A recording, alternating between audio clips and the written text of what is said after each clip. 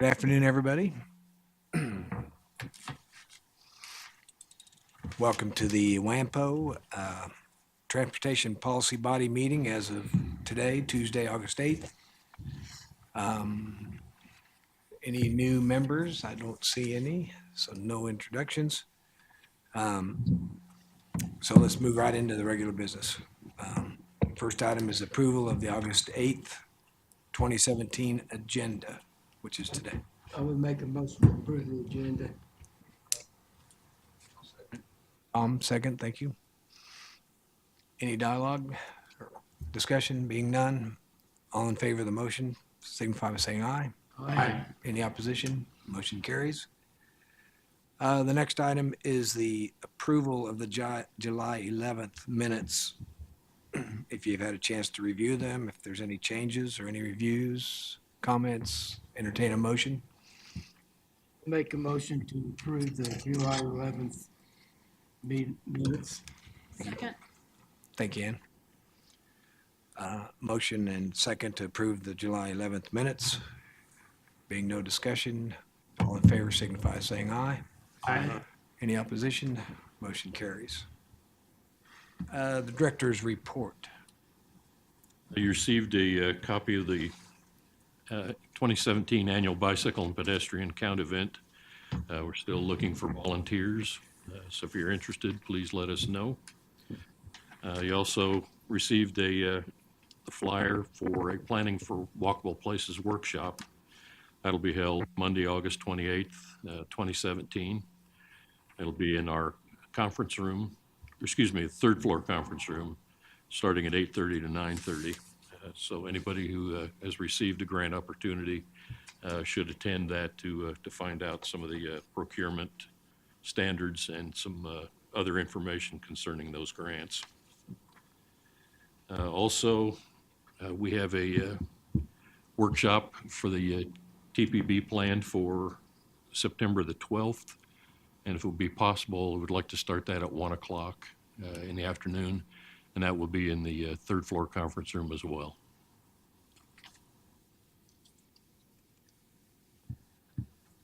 Any questions? I just, Phil, kind of clarify this. So the volunteers needed for can you just expand just a second on that? September 21st and 23rd? And anybody can sign up as a citizen? I think so. Where'd Tricia go? Okay. So anybody can, and it's in a couple hours. You basically count bicycles and pedestrians and, okay.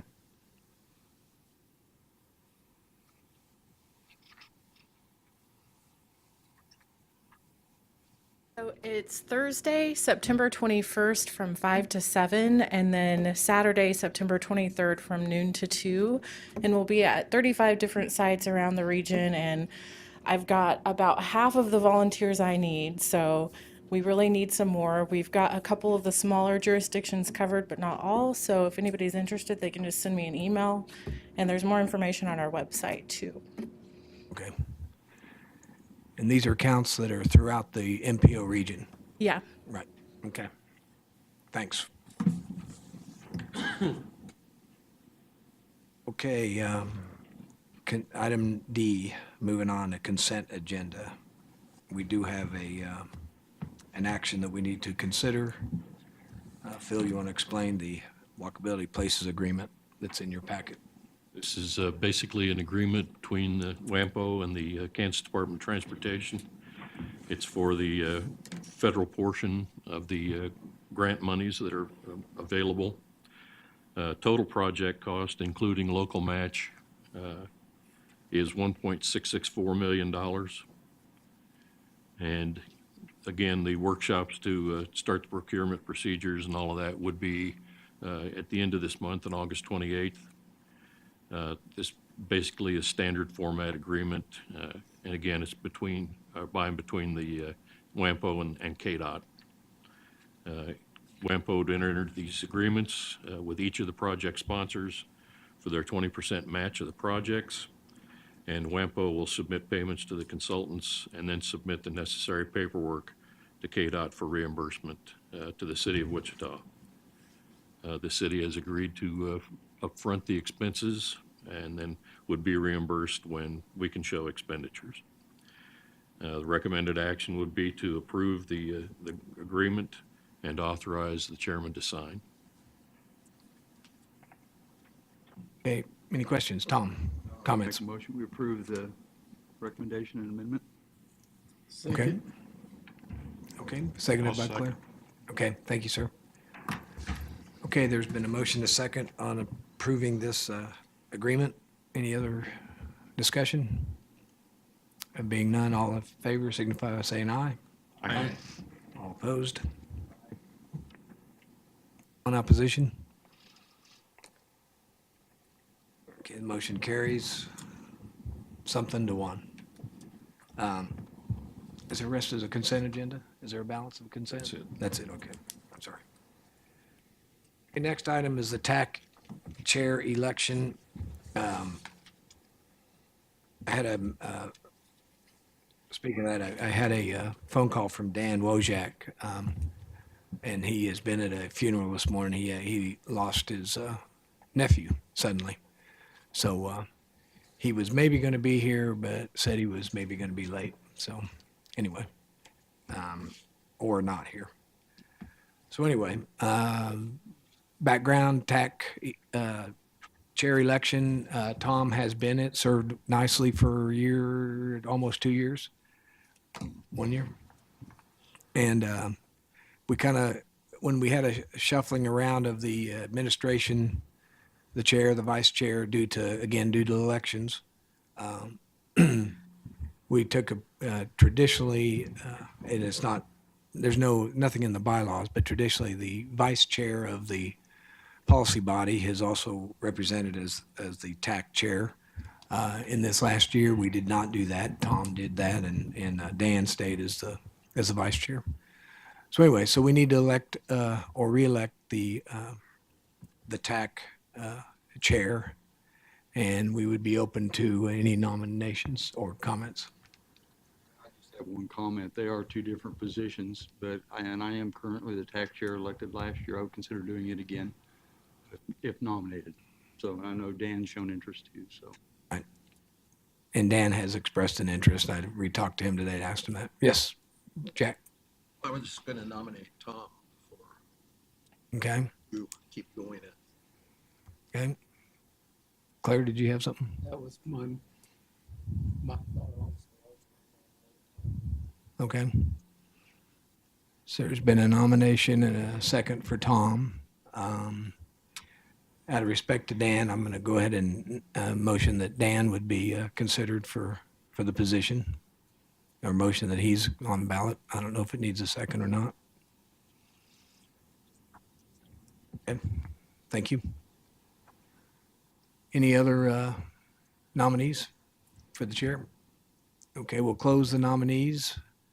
And so probably since we have two, we could go to a hand vote. I'm going to guess we should. So all those in favor of the first nominee, which is Tom, raise your hand.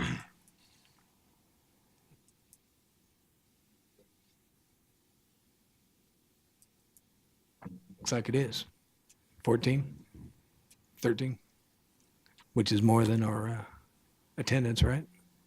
Okay. I mean, which is the majority of our attendance. So, Tom, okay, so thank you. All right. I appreciate the confidence, so. Okay. Next item on the agenda is public comments. Anybody from the public like to address policy body? Being none, we'll move on to new business. Vicki Forbes, please. Let's take the action of the UPWP Amendment 1.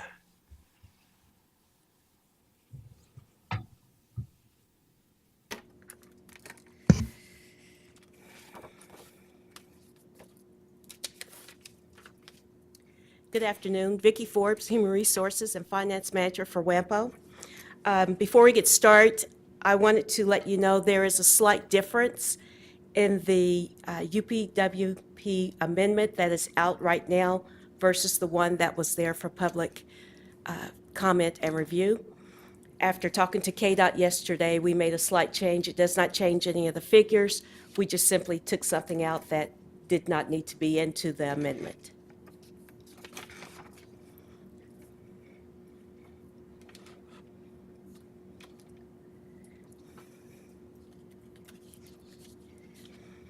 Okay. The Unified Planning Work Program, which was initially approved at the November 15, 2016 TPB Board meeting, has proposed amendments that are being brought to you for your approval.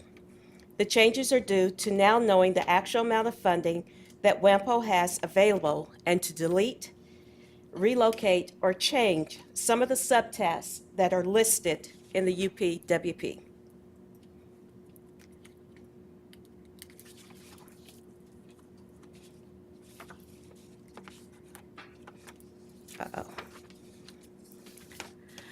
Okay, the overview of the approved UPWP budget summary funding.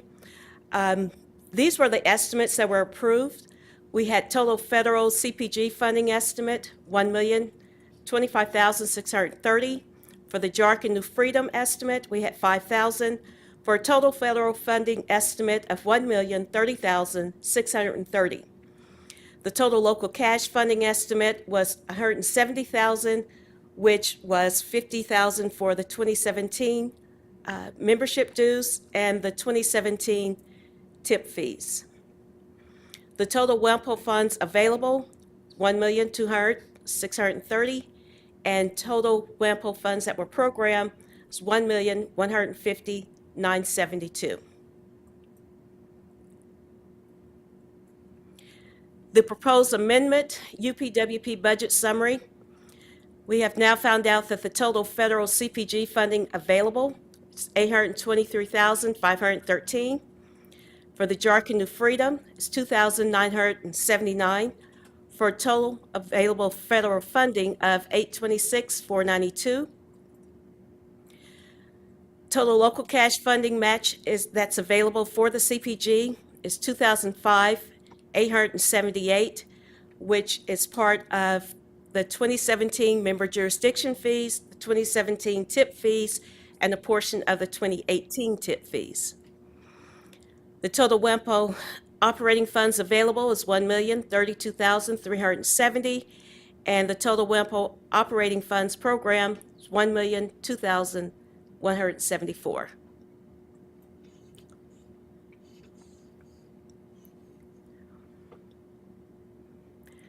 Available, if you look at the difference here, what was approved back last year in November and what we are amended to and proposing, there's a difference of $168,260. What is being programmed between the two, what was approved and what is amended, there's a decreased amount of funds of $148,798, and what's left that's unprogrammed is $30,196. In this amendment, we also had to include the Planning Walkable Places funds.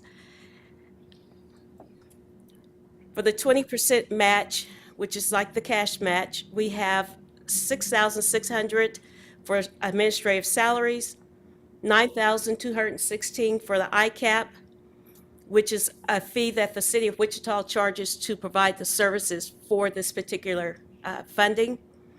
And then the cash match for the projects is $317,000 for a total of $332,816.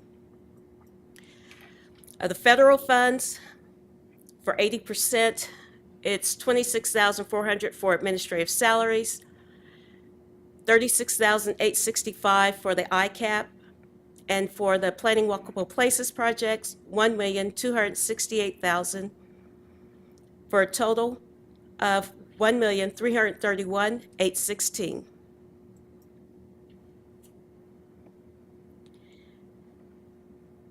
And so the total cost for the project, when you add the cash and the federal funds, is $1,664,081.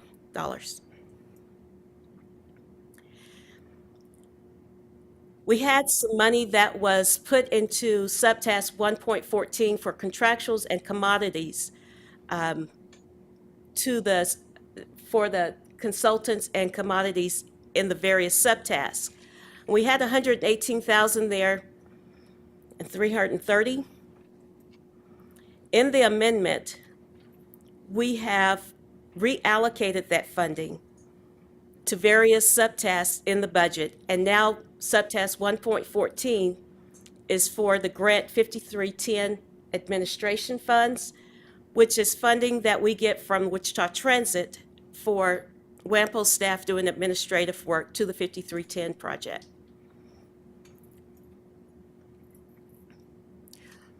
Another subtask that was changed, we had 1.6, which is Title 6 Compliance and Public and Stakeholders Involvement. We added some money to this particular subtask.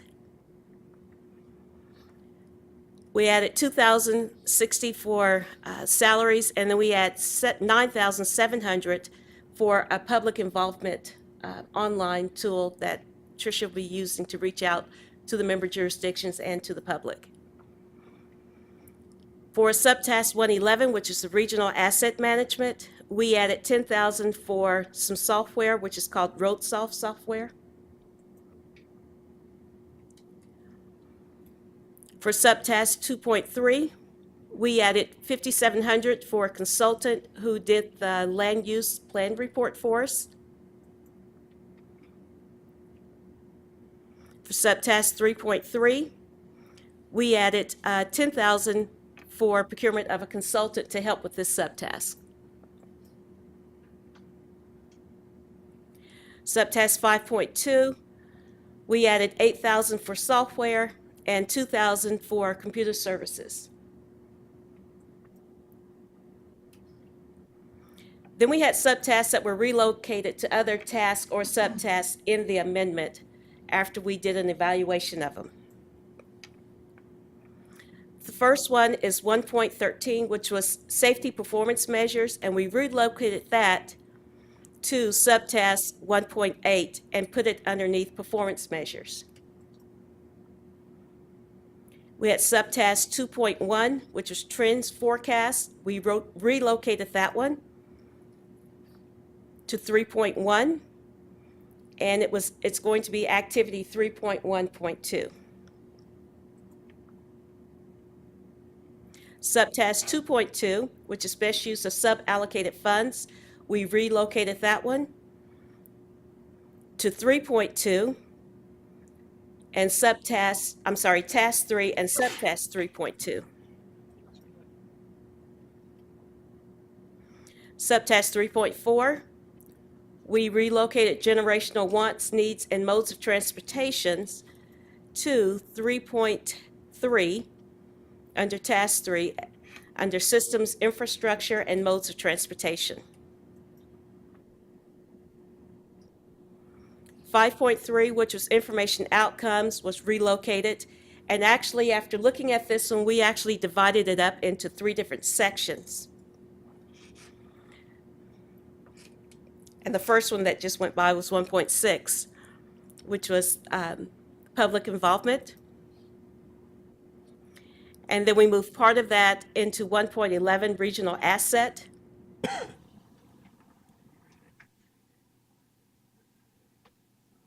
And then we moved the rest of it into 3.2, which was establish relevant benchmarks and timeframes and scenario planning. 6.3, which was air quality control, we relocated that one to 1.13, which is air quality planning. And if you recall that we moved the 1.13 to 1.8. And that concludes the changes to our amendment. Are there any questions? Great. Big rating. Okay. Hey, so this is all with, in cooperation with KDOT to adjust everything? Yes, we've been working with KDOT and the Federal Highway and everybody to Right. get this to where it should be. We did have a public comment period, which was between July the 20th to August the 3rd, and we did not receive any comments regarding the amendment. Okay, well, there was a lot of shifting around, but Yes, KDOT and federal group are happy with what we're doing. I don't And have that's any why we questions. made the slight change. Yesterday, I had a conversation with them, and after looking at it, there was one thing regarding the public walkable plans that we decided to take out because it made things a little bit confusing. It didn't change any of the figures. It just made more sense to remove it out of the UPWP. So our next steps will be the approval of the 2017 UPWP Amendment 1 by this board. Once that has taken place, the submittal of this amended, once it's been approved here, then it goes to KDOT, to the Federal Highway, and to Federal Transportation Authority. We get all their concurrences and approvals. They will notify me. Then after that happens, I will submit paperwork to the City of Wichita so that they can go in and change our budget lines. Once that has taken place, then we're ready to do any of our procurement processes where we added money for software or consultants. The recommendation is approval of the 2017 Unified Planning Work Program Amendment Number 1 as proposed to the Transportation Policy Body Board.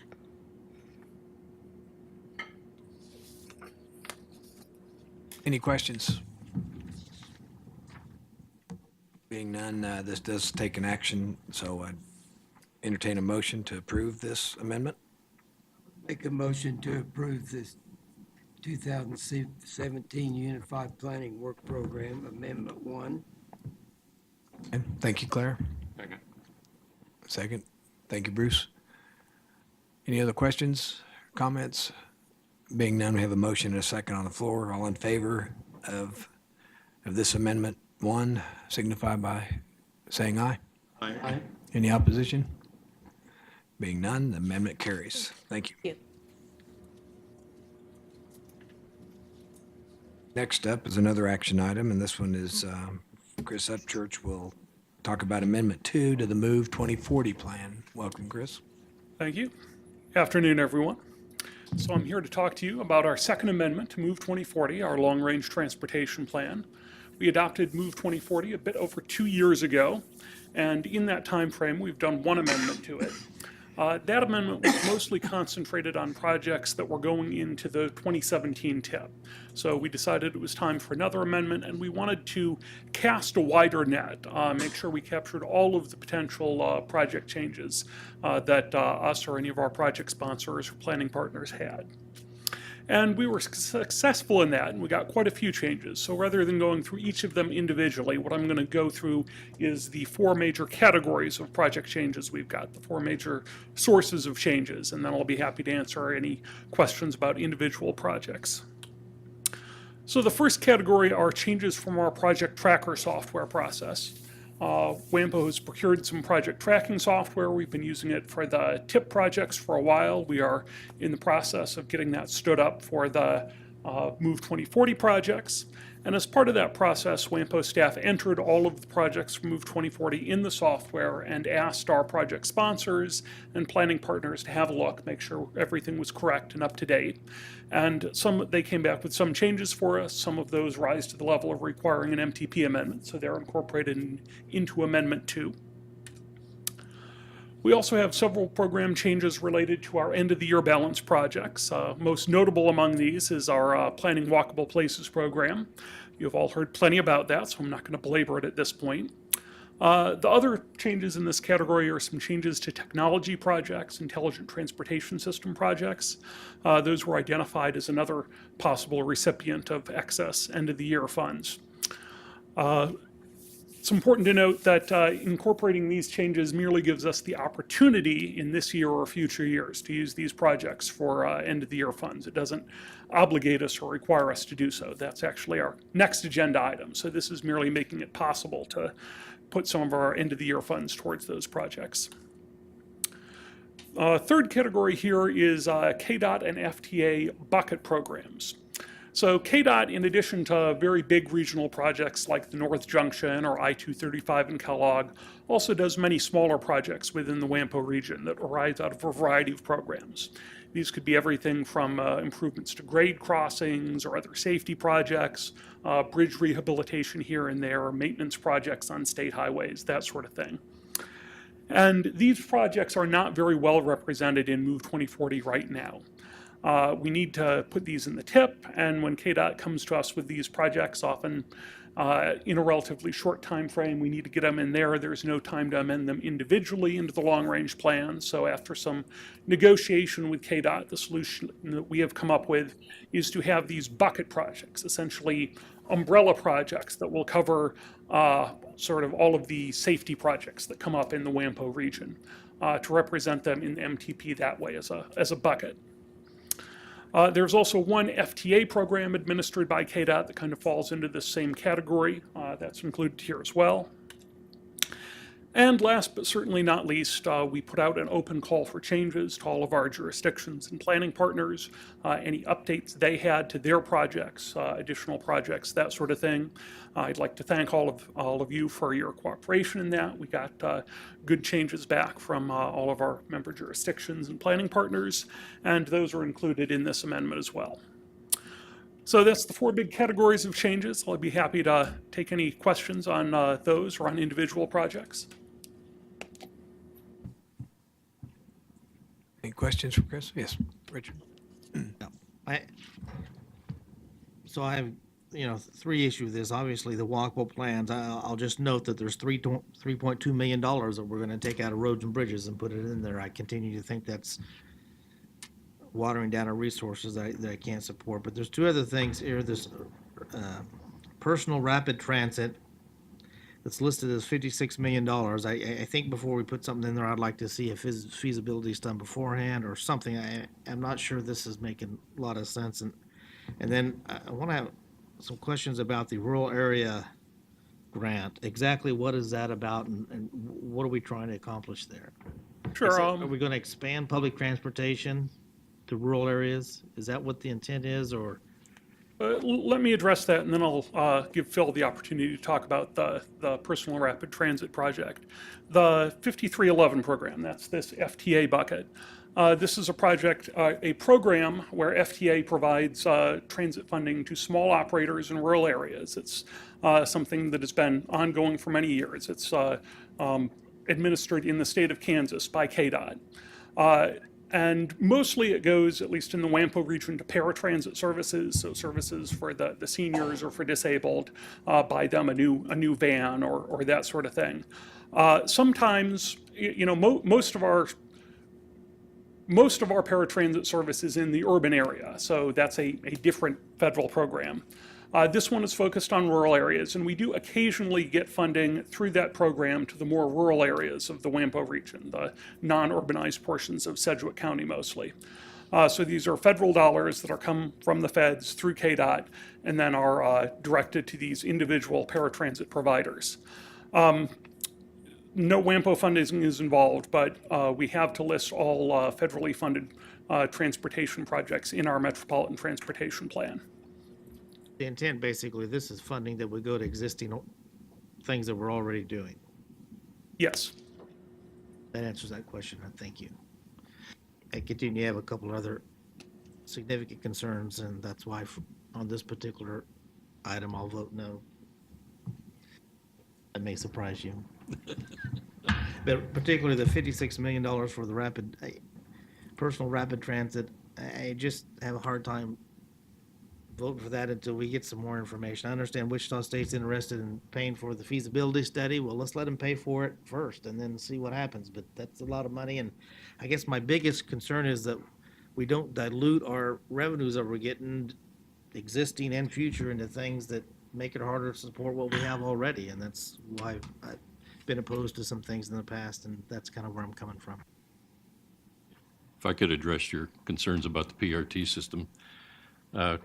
You might recall last year, the Wichita Transit, or City of Wichita and Wichita State presented a Tiger grant that would buy 9 new buses and would also, to serve Wichita State University and the surrounding areas. The Tiger grant was not approved, and we offered an option using this PRT system. The $56 million is basically a placeholder to get the system, or the system in the MTP. And a feasibility study will be done, and Wichita State will pay the cost of the feasibility study. We put it in here again to get it in the MTP, so the project could be pushed forward through the concept study that will be done and paid for through Wichita State. And once that's determined, whether it's feasible or not, it would be brought back through the process to see if funds would be approved by this body, as well as who would apply for the grants that might be available for the project. But right now, it's just, the money is a placeholder more than anything else. Can you refresh my memory? And how much was the last year's Tiger application for the buses? Cannot recall right off the top of my head what it was. I'm sorry. Does anyone know general figure? 2 million, 5 million, 100 million?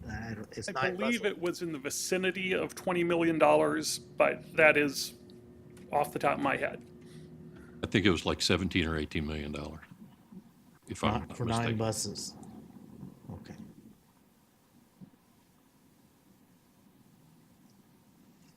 Again, we're not committing to spend this much money.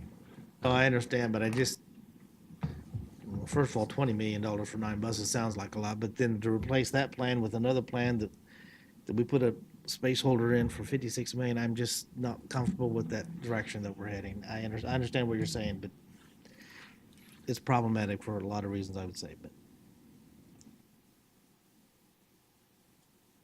Okay. Any other comments? Okay. So we received 3 public comments when this was out for the public comment period. None of these related to specific projects in the amendment. All 3 comments were supportive of transit, and one of them in particular was supportive of bicycle and pedestrian projects. So the TAC received a briefing on this at their last meeting, and they recommended that the policy body approve the amendment as proposed.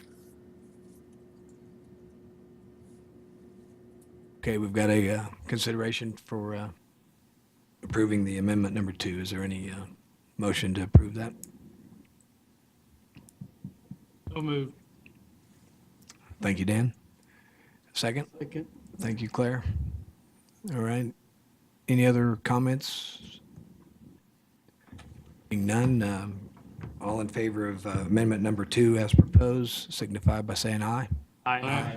All opposed? Motion carries. Thank you, Chris. Thank you.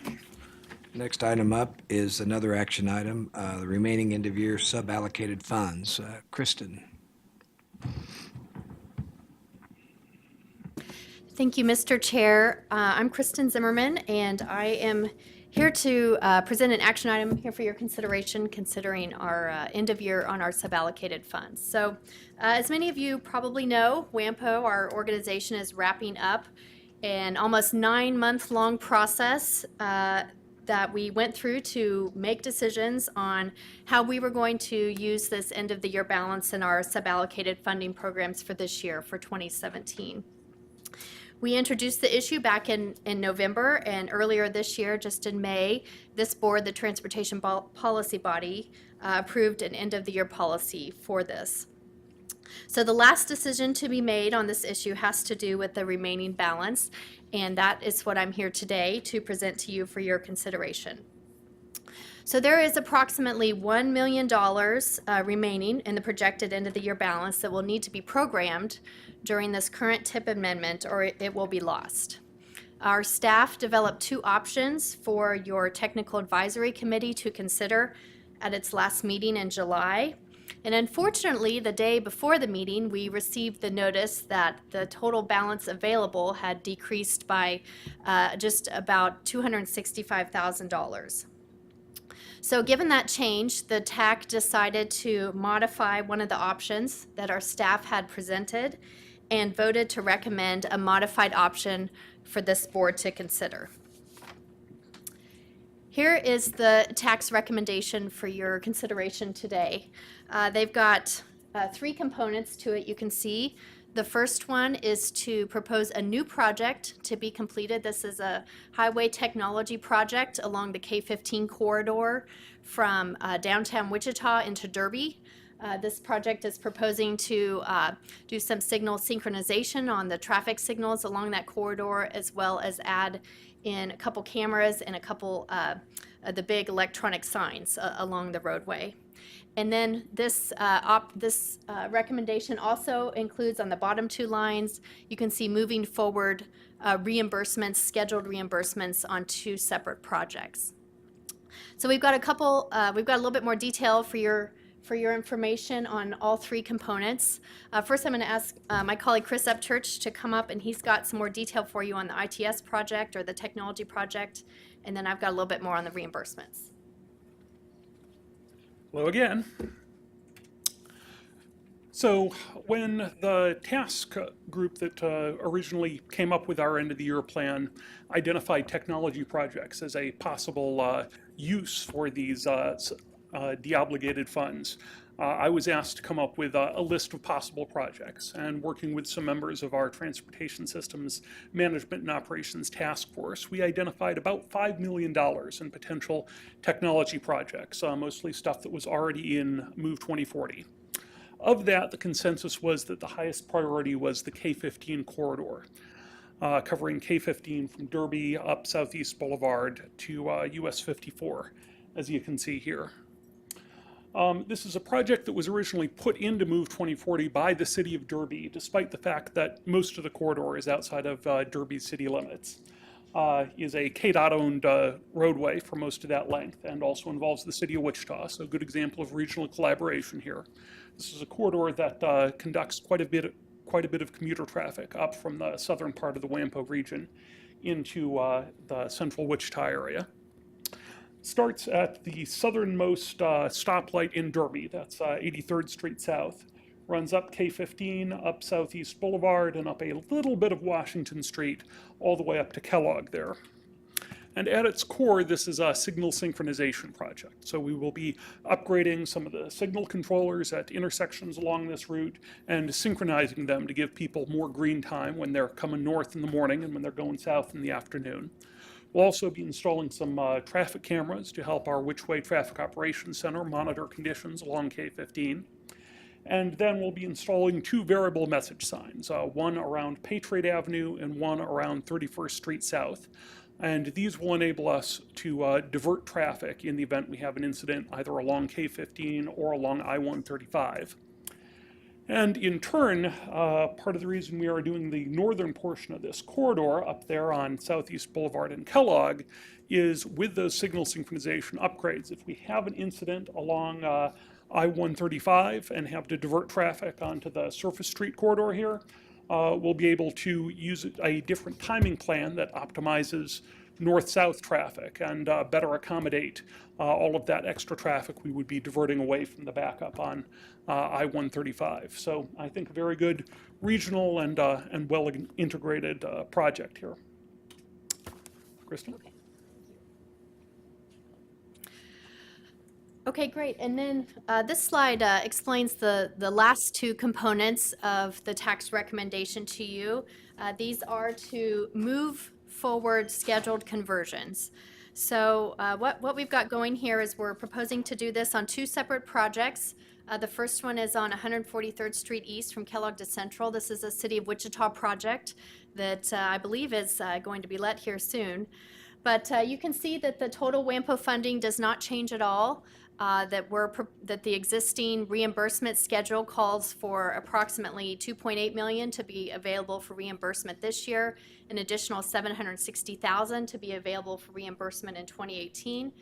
And what this recommendation is proposing is that we shift $200,000 up from 18 into 2017 and then subtract that amount out of the 18. So there's no net effect, no net change on the total funding.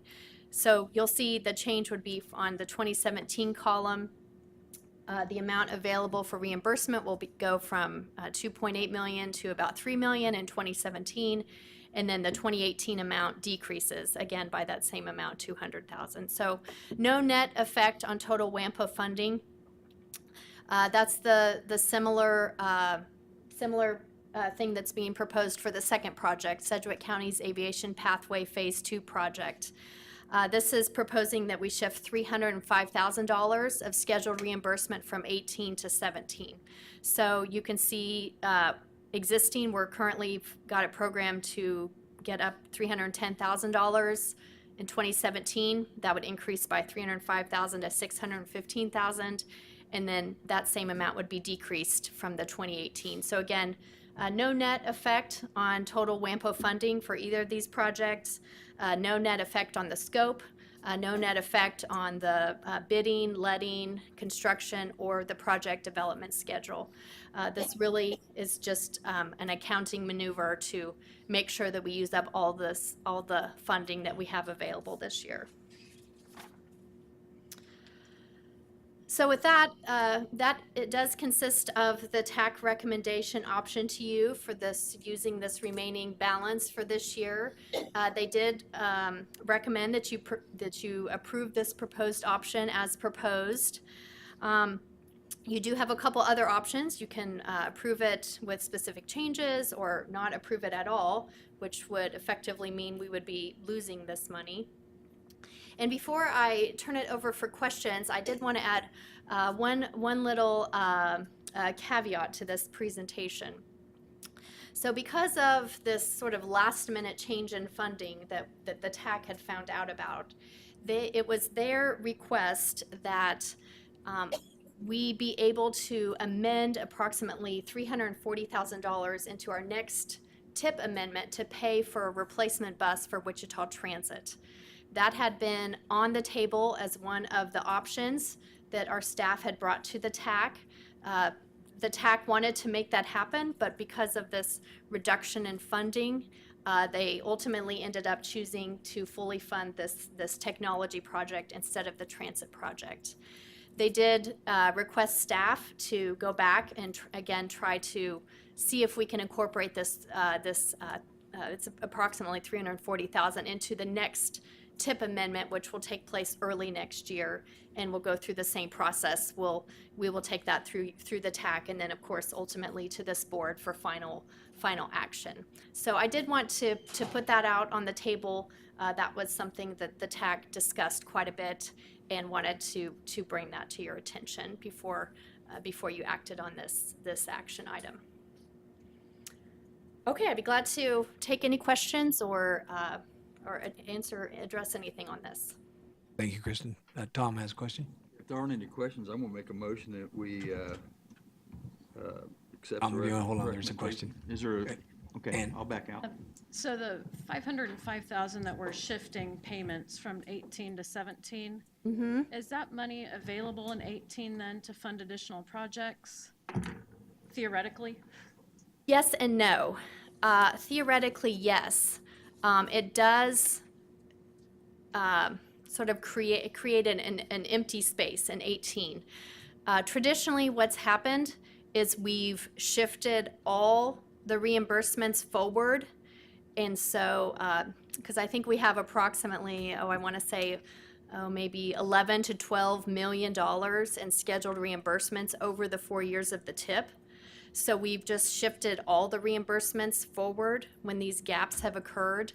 And then effectively what it does is it could, if we can get everything paid down, it creates money at the end of the 4-year TIP, or creates an opening. It depends on how much promised reimbursements we have and whether we can create an opening or not. I'd also like to comment that I appreciate the TAC looking at that. I think the K-15 corridor thing is a uniquely positive thing for regional significance between what KDOT wants to do. Derby, Spirit, largest employer in the state, is right along there. They've got shift changes going on all of the time. And of course, we've got the rail traffic adjacent to it. So I think technology coordinating along that is a positive move for the region. I can remember the days going down through there when you didn't know there was a problem until you got into it. traffic backup on K-15 because of an accident and other things, or ice and stuff like that, and it was a mess, so. Yeah. If there are no other questions, I would make a motion we approve the recommendation of the TAC. Okay, thank you. Any second? Jack, thank you. Okay, there's been a motion, a second, to approve the action plan for the end of the year suballocated funds. No further comments? All in favor signify by saying aye. Aye. All opposed? Motion carries unanimously. Thank you. Thank you, Kristen. Next action on the agenda is the 2017 Transportation Improvement Program Amendment Number 3. Jason, Good welcome. afternoon. Jason O'Brien, WAMPO staff. I have what I think should be a fairly run-of-the-mill amendment for you today. 2017 TIP Amendment 3 is the last of 3 amendments scheduled for fiscal year 2017. For those of you who are less familiar with amendments, they are opportunities for project sponsors with projects in the TIP to make adjustments to their projects as costs and other factors change. There are 3 items today that require a formal action under our adopted TIP policy. And just to be user-friendly, I want to explain that there's a lot of smaller administrative changes that we tend to make that are relatively minor. But our policy says that certain things require a formal action. So we have 3 of those today. This is just some detail for you on the slide here. The first change requiring action is a new project. It's a KDOT bridge replacement project on I-235 near West Street in Wichita. It's state funded, so WAMPO funds are not in play on this one. I don't think anybody will object to our state DOT taking care of our state bridges in our region, but our TIP policy does require approval before adding a new project. The second, and we may be making a big deal out of this one, it's not really a huge change, is a Sedgwick County project with a change in the scope of work. That does usually require a formal action. Due to right-of-way issues, the county will need to shorten a multi-use trail project that's already in the TIP, so the full project cannot be completed as originally described. However, the majority of the project will still be completed, and it still makes some meaningful connections. It'll still connect a school and several places of employment with 2 nearby subdivisions where there are no existing connections. And this is just off the corner, the southwest corner of McConnell Air Force Base. The county has told us also that they intend to complete the original project using local funds if necessary, although they will be applying for TIP funds in the future. And staff feels that this is still a good project, and we're comfortable recommending that it go forward. The third change to the TIP today will just be to incorporate the changes approved in the previous agenda item this afternoon. Those will be handled as part of TIP Amendment 3. Any questions at this point? All right, there was a 30-day public comment period, closed on July 31st. We answered a question from a member of the public. There were no comments. The Transportation Advisory Committee does recommend approval as proposed. This group still has your options that you always have under our adopted TIP policy. You can approve the amendment as proposed. You can reject the amendment. You can approve with specific changes. And staff does recommend approval. Okay, thank you, Jason. Any questions or comments for Jason on this amendment? One question. Yes. Thank you, Jim? Chairman. Just on the second item there, since it's a reduction in the scope of the project, is there a financial adjustment there that you can A small describe? one. There is Financial a reduction? small one, yeah. Project cost is going to go down by about $100,000. And the original cost structure of the project, Sedgwick County was going to be paying more than the minimum required 20% match. So we're just going to take that excess local match down. So Down the road, if we're able to get that right of way down the road, is it able to, if we wanted to extend that from Cumberland Way back to MacArthur Road, would it be about the same $100,000 at that point? Is that reasonable to make that assumption? I think it's reasonable, and they have said that they do intend to do that. What they're going to do, I believe, is to apply for WAMPO funds for that. But if not, then they would use their own local funds to complete the project. But they've stated it's their intention to complete it one way or another. Let's tell you, I'm very, very familiar with this project, and it's critical to to this community to get this project moving along. So I appreciate the support from WAMPO, and I would urge support from the board here as well. I would like to see this connect to MacArthur Road at some point. Awful lot of investment to get to where it's going, but it's that last little bit is really important as well. We just need to work on that as we move forward. And we do have a statement of intention from them that's the plan. All right, thank you. And staff was honestly, we were on the fence about whether this was even a big enough change to require a formal action, but we thought playing it safe just to make sure. Thank you. Thanks, Jim. Any other questions for Jason? Okay, being none, I entertain a motion to approve amendment number 3. Make a motion to approve TIP amendment number 3. Second. Thank you, Bruce. Thanks, Bob. Okay, motion is second. Any other comments? Being none, all in favor signify by saying aye. Aye. All opposed? Amendment number 3 carries. Thank you. You bet. Thanks, Jason. Next action item, Move 2040 Bridge Performance Measures. Mr. Chris, welcome back to the podium. Thank you. And now for something completely different. So you may recall I was up here a couple of months ago talking about performance-based planning. That's the process where we measure performance based on the goals that we've set and use the results to inform future planning. And I had a nice little diagram of the steps like this. In this process, right now we're down in that 4th box. We selected goals as part of the process of developing Move 2040. We selected some performance measures as part of Move 2040 as well. We chose projects as part of both Move 2040 and the 2017 TIP.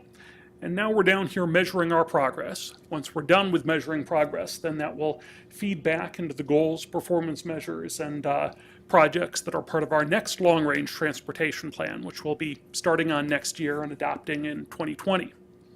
So in that bottom box there, WAMPO staff have collected baseline data for most of our performance measures. And we're now at the phase where we need to set targets. Targets are important because they provide some context. They give us a benchmark. A particular performance measure, we might be at 68%, but is that good? Is it bad? Are we on track? Are we not going to meet our goals? A target helps provide context and makes it easier to interpret our performance. And we have many performance measures, and we'll be setting targets for all of them. But our first one today, first of many, is going to be our bridge performance measure. So this performance measure is the percentage of roadway bridges in a state of good repair that are not functionally obsolete or structurally deficient.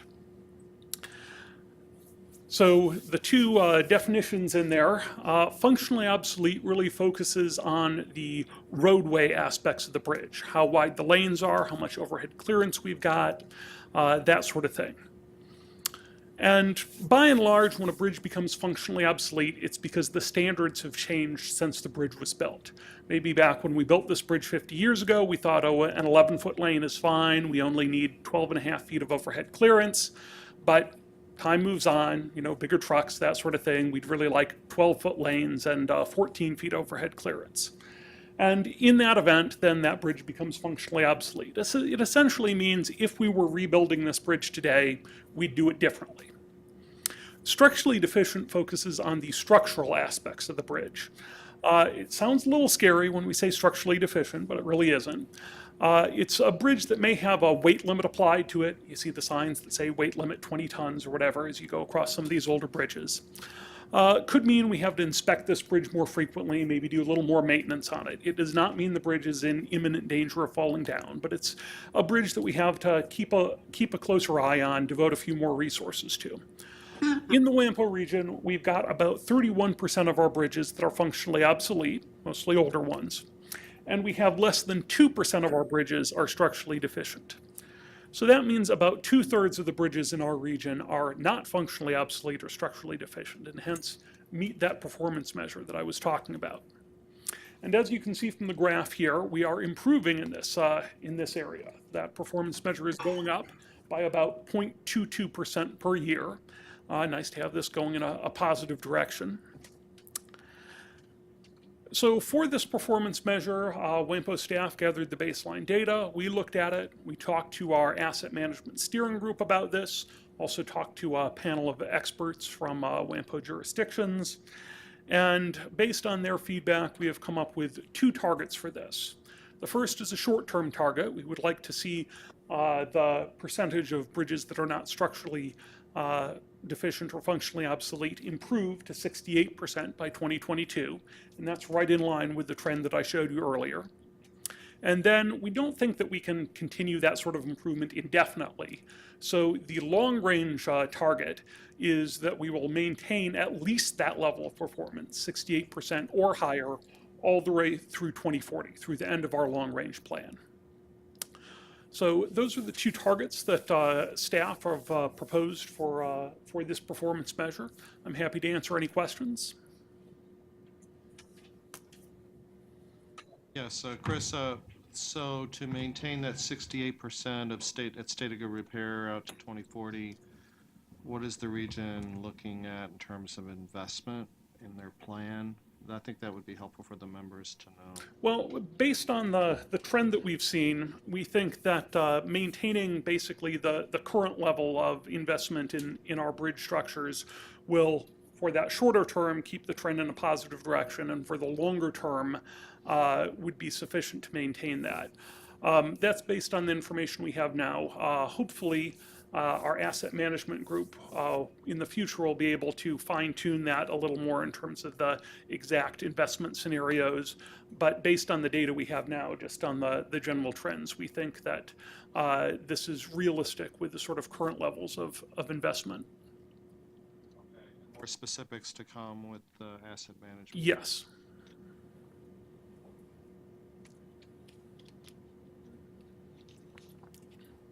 Just a quick question on that graph there.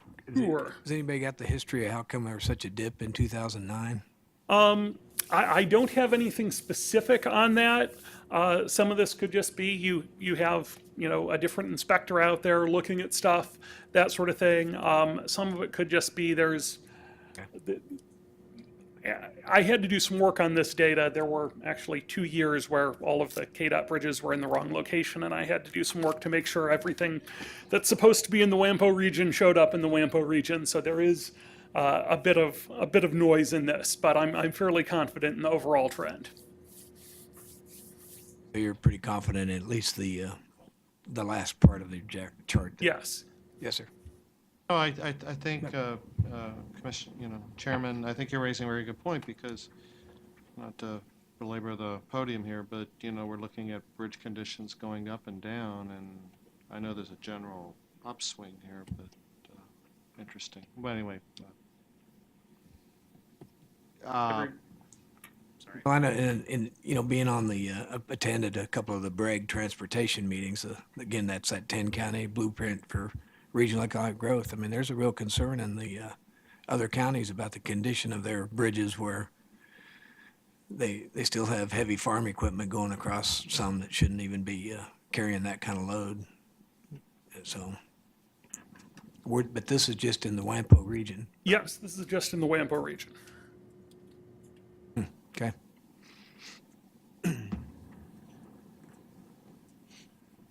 All right, the Transportation Advisory Committee recommended to the policy body that these targets be approved as proposed. Okay, any other questions from the policy body? Thank you, it was a good presentation. We'll entertain a motion for the bridge performance measure adoption. Make that motion. Okay. Tom, thanks for the motion. Tough crowd today. Claire, you're seconded. Thank you. Okay, there's a motion and a second to approve the bridge performance measures. Any other dialogue? Being none, all in favor signify by saying aye. Aye. Any opposition? Being none, motion carries. Thanks again. Thank you. Okay, next action is the Technical Advisory Committee bylaws, which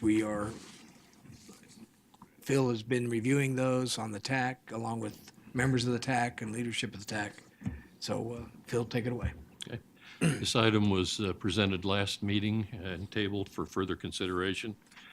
It's basically because of the kind of new territories we're going into, and because of the trends that we're seeing, the probability of trends, we are asking to increase the membership of the TAC and to add kind of a new flavor to the TAC. Right now, we are pretty heavy with engineers, public works. We do have some air quality people. REAP is also represented on the TAC. But we would like to add, because again of the trends that we're looking at, we'd like to add an economist, high urban land use planning, and someone who is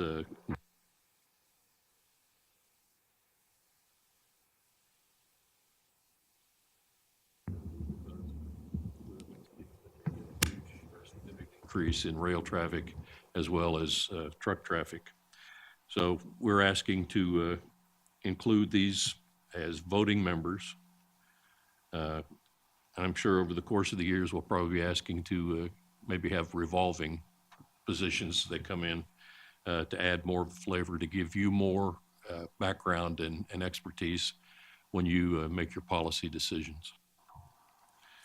But the proposed action that we are talking about would be adding the positions.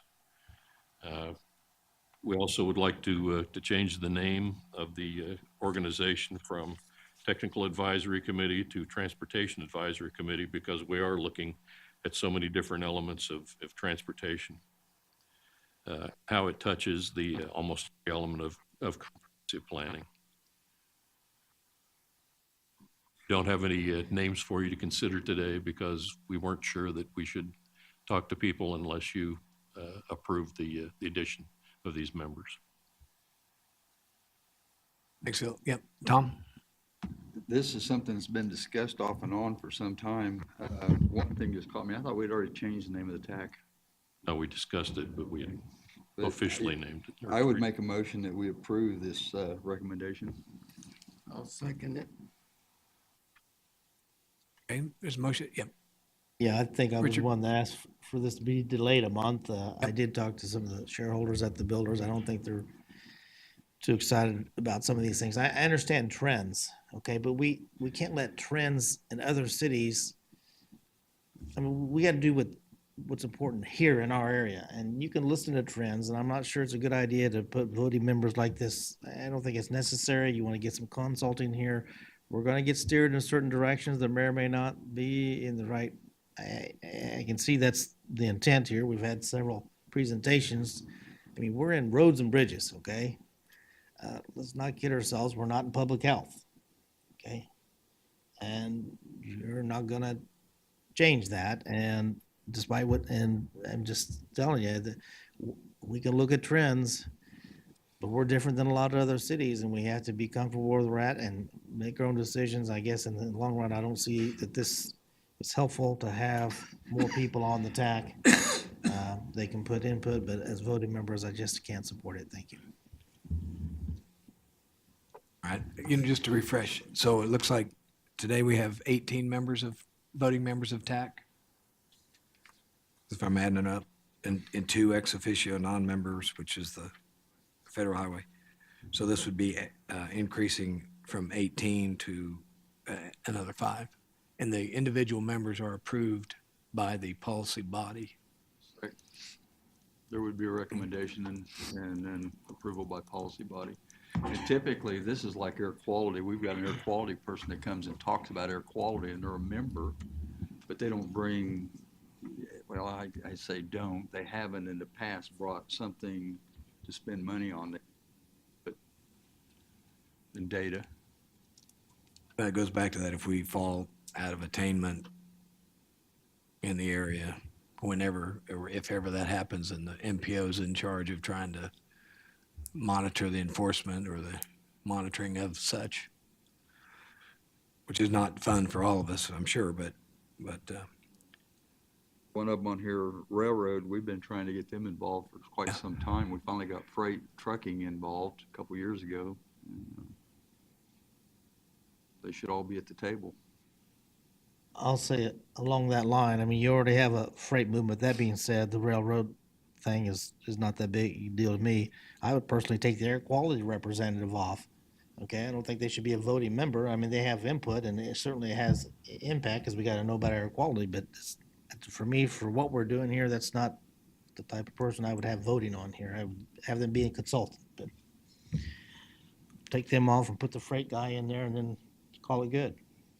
Am I hearing you say you don't necessarily have a problem with somebody being on there, but you have a problem with voting? Yeah, I wouldn't put them on at all. They should just be a consultant. You use them when you need them, okay? But not, yeah. I kind of similarly support him as far as I could see them as being able to provide input to the committee and be their advisory. But giving him voting, I kind of agree.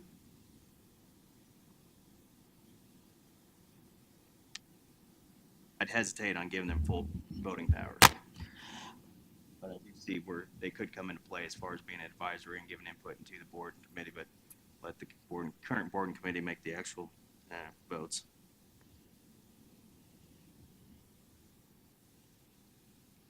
Can anybody respond? Is there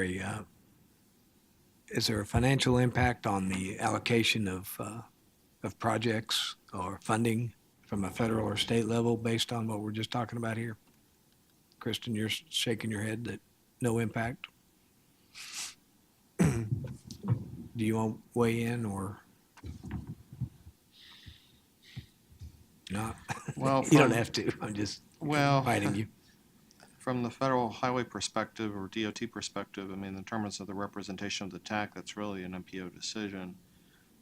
The one thing I would say is just to ensure whether they're voting or non-voting, that you're receiving the adequate breadth of considerations that you need to look at. For example, health impacts could be asthma. You know, you have vehicles, urban areas, we have lots of issues with childhood asthma rates.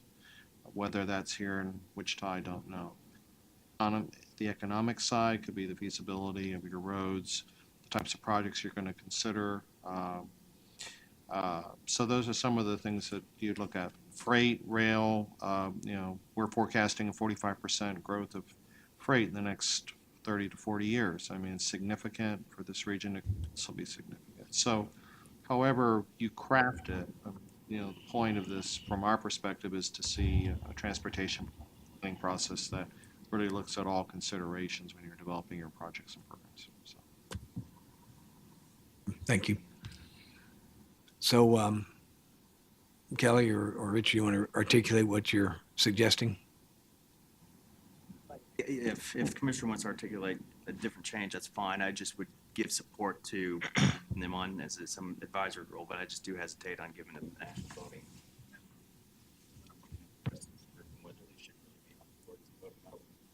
I mean, the railroad freight representative is the one that makes the most sense to me. Unless you were considering the already at-large representative freight, but you know, that's fine. But I wouldn't put any of the others on there. I just don't, I just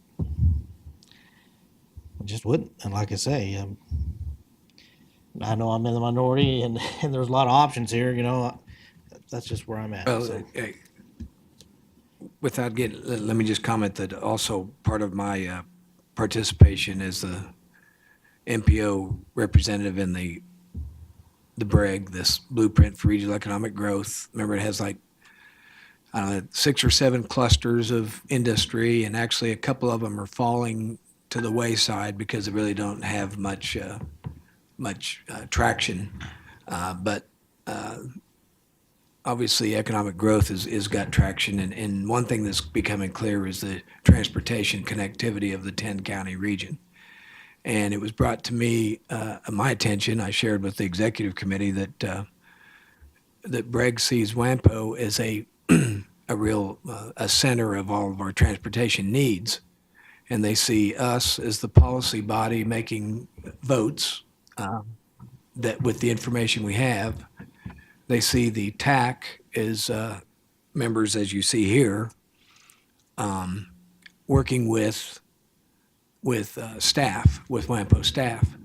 And what they don't see, and they're not being critical, but they wonder if there should be an economic development, a business development representative in the region, at least have an input into the decisions we're making about transportation. And we don't even know there might be a cluster of some economic development being created in the immediate WAMPO area or right outside the WAMPO area. So I see what you're saying, Richard, to an extent, but I do think if some of these technologists, I mean, the technology is changing quickly.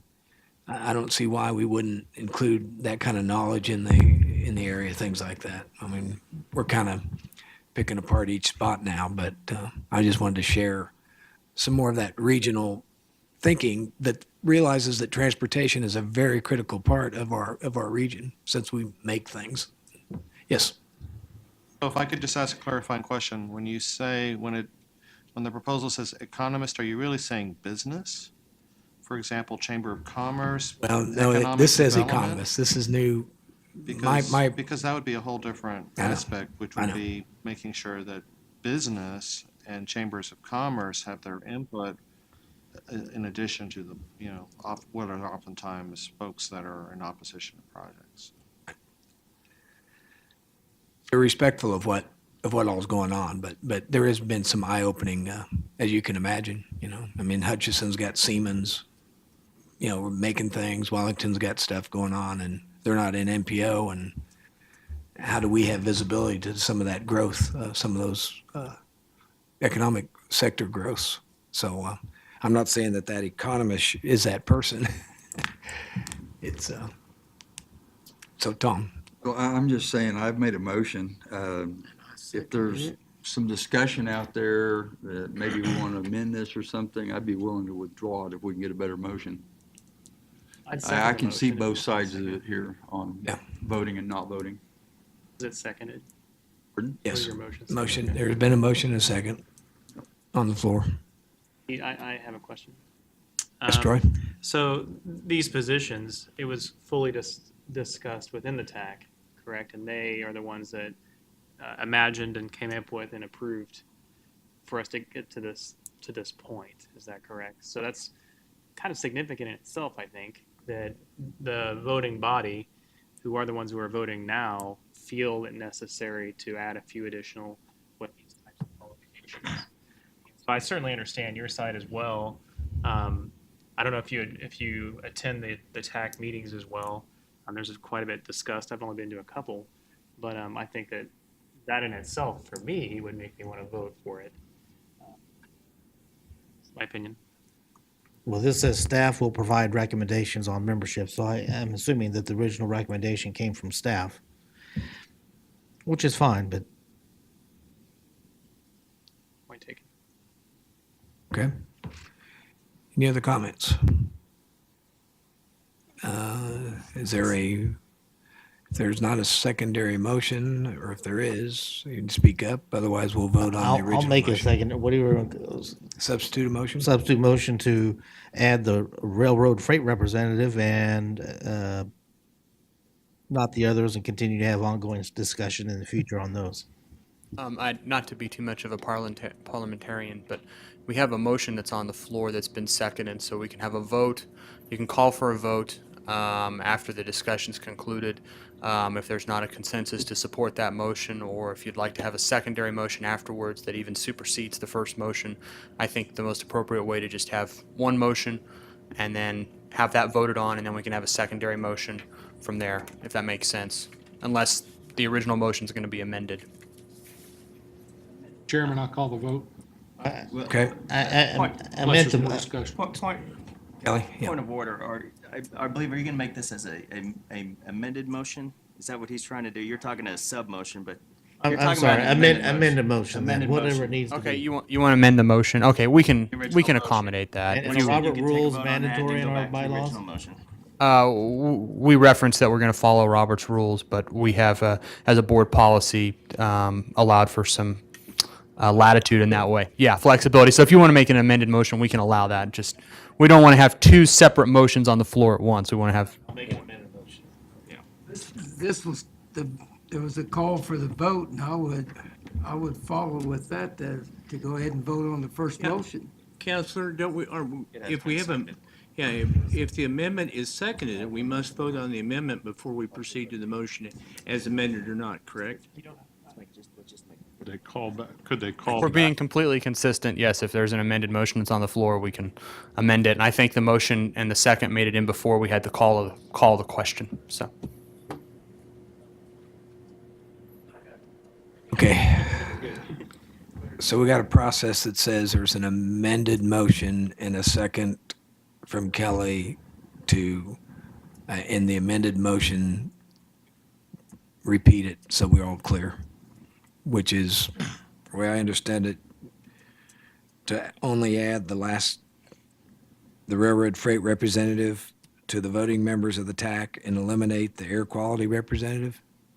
No, I didn't do that. Okay, tell me what motion. Just add the railroad freight and period. That's it. And the Okay. others, we can have further discussion on. Okay, thank you for clarifying. Okay, so, Are we voting on that as an amendment before we Yes. proceed? Yes. Okay, so we're voting on We're that just amendment. voting on adding the one position at this time, and if that fails, then we're back on the original. that's right, It's thanks, a lot Kelly. easier for me to withdraw my motion. You're good. But I have a That's right. question. Are the 5 names still on there, only one of them votes?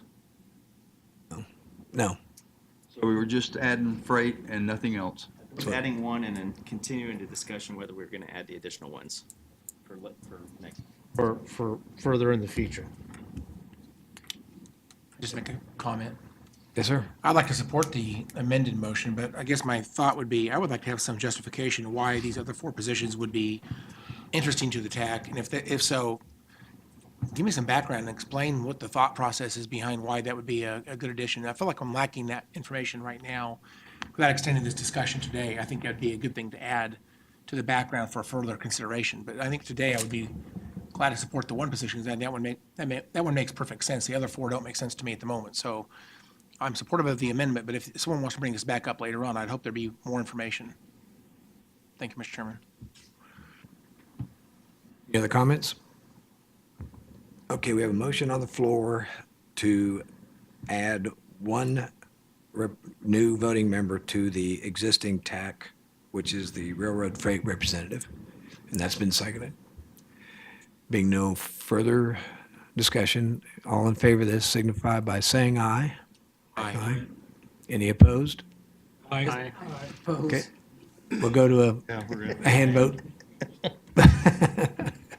Okay, we'll go back to the ayes. All those in favor of this motion signify, of the amendment, signify by raising your hand so we can count.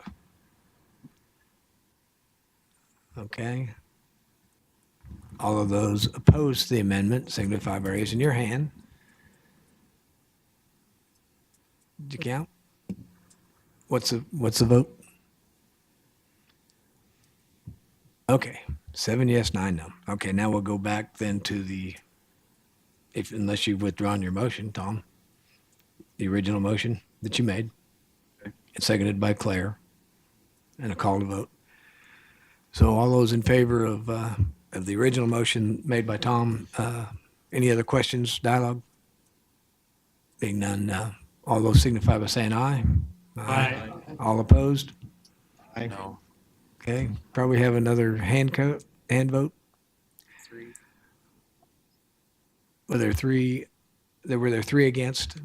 Okay, 3 against, and the balance 4. So thank you, healthy discussion, and maybe we should readdress this continually. Sounds like it, especially with the economic development person, things like that, or, yes. My comment on this is that this was a recommendation to this policy body. And if we need to amend this sometime in the future because of lack of input or no appointments or something, we can Okay. come back and do that. Well, as chair of the TAC, you'll be able to do that.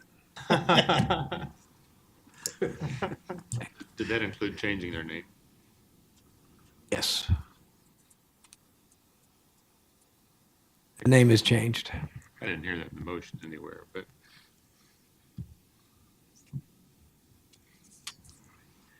Okay, committee partnership reports. First, the executive committee, we did meet. We discussed a number of things, but importantly was that Phil and has looked into the operating budget for the staff and has found a few things that need to be considered. We had a little lengthy discussion of options on how to do that, but Phil will be bringing that some recommendations forward to us here in the next meeting. I think our budget on an annual basis is actually have to be voted on in November meeting, so we have time. So that was part of the discussion, and a few other minor opportunities that are knocking our door. I addressed one of them about I reported on the importance of MPO in the BREG world, which I referenced earlier. So, is there any other items at executive level on that meeting? That take care of it? Okay, that was the extent of the executive committee this month.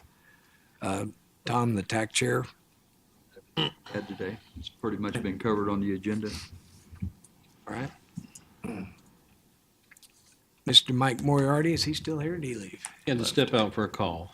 And I don't specifically have a report, but could certainly entertain any questions if there are some on current projects in the metro. I think you're doing 235 in Kellogg way too fast. You should slow down. We need more Yes. cones. We want. It's coming along nicely, isn't it? Yes, it is. Thank you. Okay, Rick, do you have anything to report from the federal world? Yes. Thank you. Number of items to report, actually. So first off, it's been a busy few weeks within our department, filling positions with the new administration. 2 weeks ago, I was in Cleveland at the Mid-America State Highway Transportation Conference. That's the states in the center part of the country. And pleased to announce that we have selected our deputy administrator for federal highways. She is going to be our acting. Her name is Brandy Hendrickson. She comes from Indiana DOT, or previously actually, she was head of the Indiana Department of Personnel, but previous to that, she was commissioner of INDOT for a number of years. Previous to that, she was a district director for Greenfield District, the largest district of Indiana DOT east of the Capitol, very tied into the Pence administration. So I think you'll find we're very pleased to have some leadership that has state DOT transportation experience. INDOT is, I think if you look at INDOT's program, similar to Kansas's and the focus areas and values even of the two states, I think you're going to see a real synergy. So we're real excited about having Brandy on board. I had a chance to meet and have dinner with her 2 weeks ago. She was in Cleveland with us. So she is now on board. We do not have an administrator yet nominated. We're waiting. On the FTA side, they are still operating with their acting executive director, Matt Welbs. So no nominations have come in yet for that position. Infra grants, I believe I talked previously about that, but for those that were familiar with the FastLane grants, the new administration has taken a relook at that, and a solicitation went out. Actually, I don't think I was here when this came out, though. For those that were focused in at the end of last year, with the FAST Act, we had the FastLane grants that were focused primarily on freight. We've had a significant change in terms of the focus of that. There's been a broadening and a renaming of that to be infra grants by the new administration. There was a solicitation that came out at the end of July for $1.5 billion.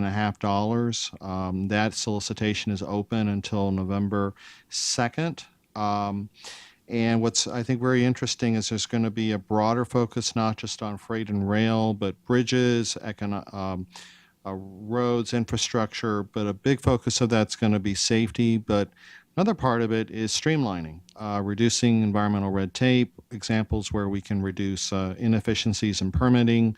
So that is out there. Definitely would encourage entities here. It's not limited to state DOTs to apply, but the notice of funding opportunities out there. In addition, next Monday on August 14th, there will be a webinar And I don't know if WAMPO is interested, I can certainly forward to you all information I've sent to Catherine Patrick and KDOT folks on that webinar. But very interesting, a lot to come with that.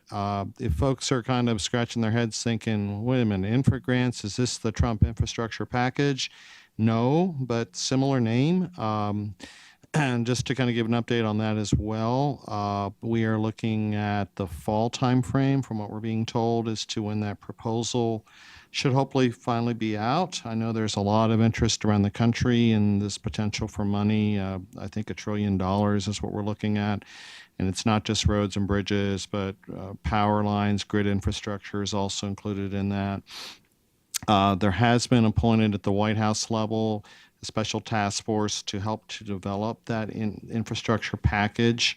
I don't know if folks were familiar with Jim Ray, who had been our administrator 2 administrations back under George W. Bush. He's our DOT nominee for that. So a lot's going to be happening this fall. As folks are aware, tax reform is going to be happening, but also infrastructure. So definitely would encourage the infra grants. Take a look at that. A couple of other things that I have. Had a real good chance to talk with leadership about a number of things with the new administration for DOT, and thought I'd just kind of mention some of these. Safety will continue to be a big focus.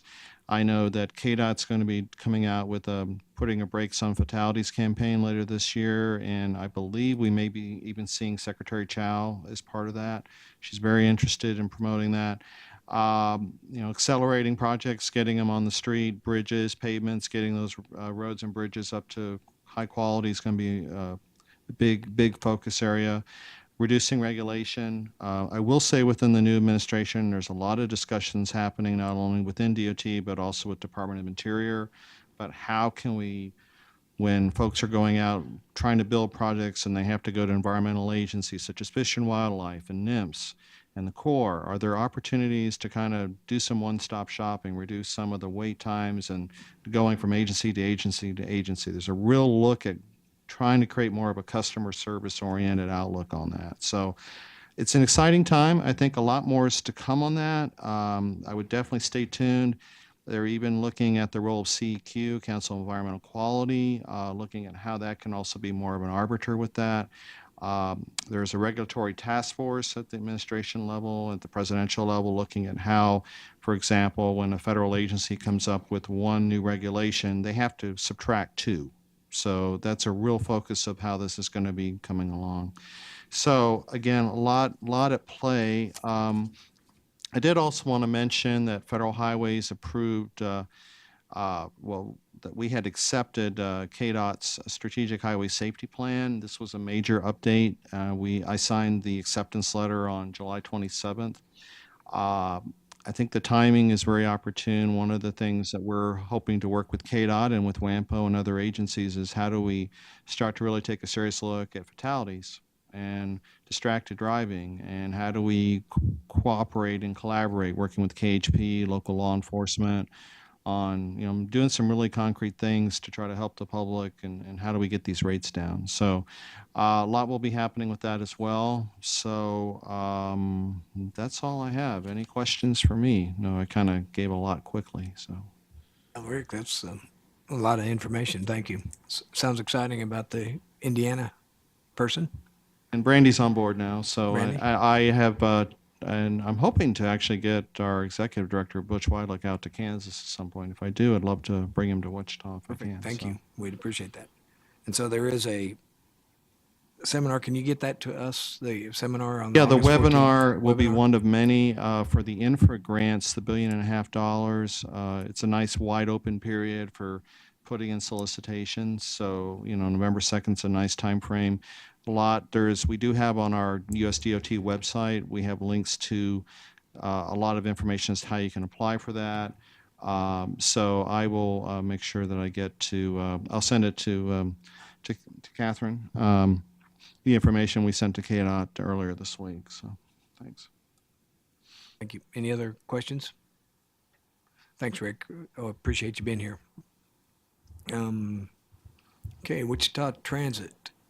Is Steve here? He's not here. Okay. all I know about transit lately is that the Q line keeps having fantastic ridership for whatever the revamp that they've done, the up and down Douglas and late night Fridays and Saturday nights service to 1:30 and it's free and da da da and da da da. But it's becoming quite used. So I know it was being used a lot the last 2 weeks also for the NBC baseball tournament going on, which attracted quite a number of crowds. So anyway, okay. Any other business? Okay. Being none, we will adjourn the meeting as of now. Thank you.